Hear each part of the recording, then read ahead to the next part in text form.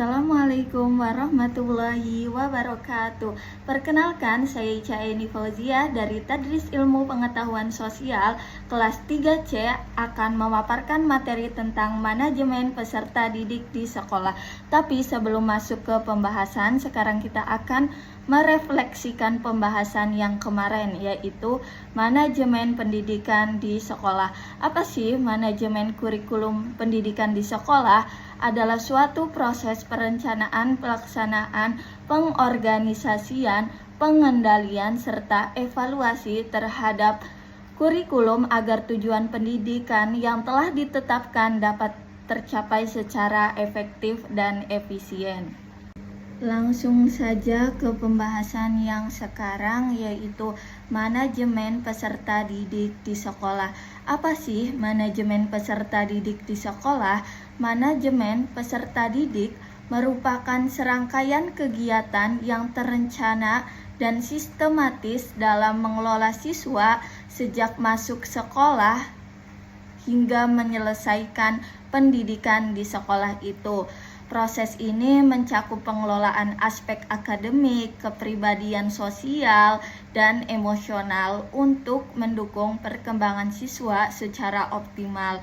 Tujuannya adalah menciptakan lingkungan belajar yang kondusif, serta menunjang pembentukan karakter dan pencapaian prestasi peserta didik. Selanjutnya ada tujuan manajemen peserta didik, ada 4. Yang pertama yaitu memberikan pelayanan pendidikan yang sesuai dengan kebutuhan siswa. Dan yang kedua yaitu mengembangkan potensi siswa secara optimal. Yang ketiga yaitu menjaga keteraturan, ketertiban, dan kedisiplinan siswa di sekolah. Yang keempat yaitu meningkatkan kualitas lulusan sekolah. Selanjutnya ada ruang lingkup manajemen peserta didik. Yang pertama yaitu penerimaan dan orientasi siswa baru. Jadi kegiatan ini dilakukan pada awal tahun ajaran untuk menyambut siswa baru. Tujuannya adalah agar siswa mengenal lingkungan sekolah, aturan, guru, teman, dan kegiatan yang ada di sekolah. Yang kedua yaitu penempatan dan pengelompokan siswa. Setelah diterima, siswa ditempatkan di kelas atau kelompok belajar sesuai dengan kemampuan, minat, dan potensi mereka. Tujuannya kegiatan ini agar proses belajar lebih efektif. Yang ketiga yaitu pembinaan disiplin dan tata tertib. Sekolah membentuk perilaku positif siswa melalui pembinaan disiplin dan penerapan tata tertib. Tujuannya agar siswa terbiasa bertanggung jawab dan berperilaku sesuai norma. Yang keempat yaitu bimbingan dan konseling siswa. Program ini membantu siswa menghadapi masalah pribadi, sosial, belajar, maupun karir. Tujuannya agar siswa berkembang secara optimal. Yang kelima yaitu pengembangan minat, bakat, dan kreativitas. Setelah memberikan wadah agar siswa dapat mengembangkan potensi dirinya, tujuan utamanya untuk membentuk siswa yang berprestasi dan percaya diri. Dan yang terakhir yaitu keenam, evaluasi dan tindak lanjut perkembangan siswa. Kegiatan ini dilakukan untuk menilai sejauh mana perkembangan siswa dalam aspek akademik maupun non-akademik. Tujuannya agar guru dan sekolah dapat menentukan langkah pembinaan berikutnya. Selanjutnya ada peran sekolah dalam manajemen peserta didik. Yang pertama yaitu menyusun kebijakan dan program pembinaan peserta didik. Langkah ini merupakan bagian penting dari manajemen peserta didik di sekolah. Kegiatan ini bertujuan untuk merancang arah dan strategi pembinaan siswa agar seluruh kegiatan berjalan terarah dan konsisten. Yang kedua yaitu menyediakan layanan akademik dan non-akademik. Sekolah tidak hanya memberikan pelajaran di kelas, tetapi juga menyediakan berbagai layanan pendukung agar siswa dapat berkembang secara optimal. Yang ketiga yaitu membentuk tim manajemen siswa, seperti guru BK, wali kelas, OSIS, dan selainnya, Agar pengelolaan siswa berjalan efektif, sekolah perlu memiliki tim khusus yang mengatur, membina, dan memantau kegiatan siswa. Yang keempat yaitu menjalin kerjasama dengan orang tua dan masyarakat. Sekolah tidak bisa bekerja sendiri dalam membina peserta didik, perlu ada sinergi antara sekolah, orang tua, dan masyarakat. Selanjutnya ada strategi implementasi di sekolah. Yang pertama yaitu penggunaan database siswa untuk pemantauan.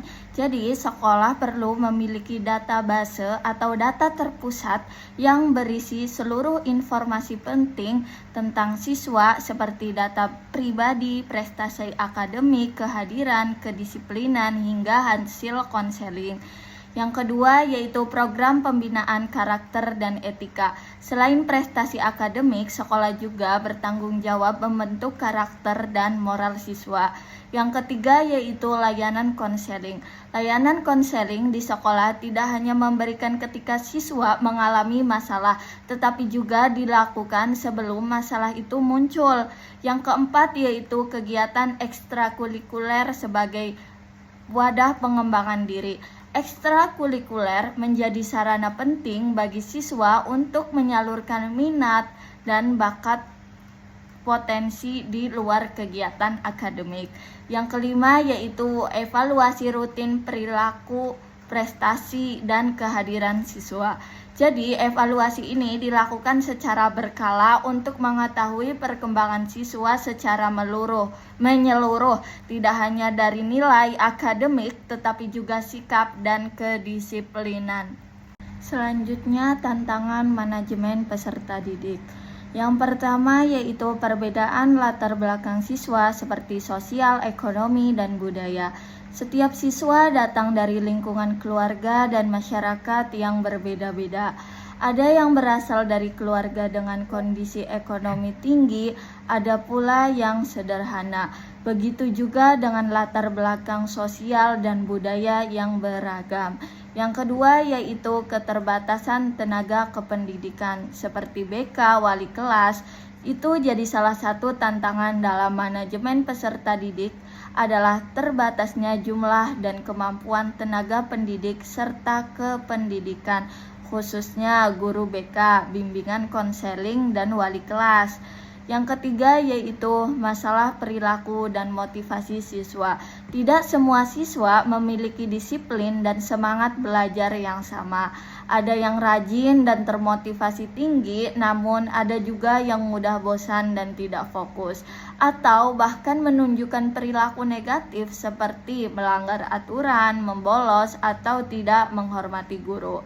Yang keempat yaitu dukungan orang tua yang kurang optimal. Orang tua memiliki peran penting dalam keberhasilan pendidikan anak, namun dalam praktiknya tidak semua orang tua aktif mendampingi anak mereka. Yang kelima yaitu pengaruh negatif media dan lingkungan luar. Di era digital ini, siswa sangat mudah terpengaruh oleh media sosial, internet, dan lingkungan pergaulan di luar sekolah. Dan yang terakhir, kesimpulan. Jadi kesimpulannya adalah manajemen peserta didik merupakan upaya terpadu untuk mengelola seluruh aspek perkembangan siswa secara menyeluruh, baik akademik maupun non-akademik. Dengan pelaksanaan yang sistematis dan kolaboratif, sekolah dapat menciptakan lingkungan belajar yang kondusif dan mendukung potensi siswa secara optimal. Sekian, terima kasih. Kurang lebihnya mohon maaf. Wassalamualaikum warahmatullahi wabarakatuh.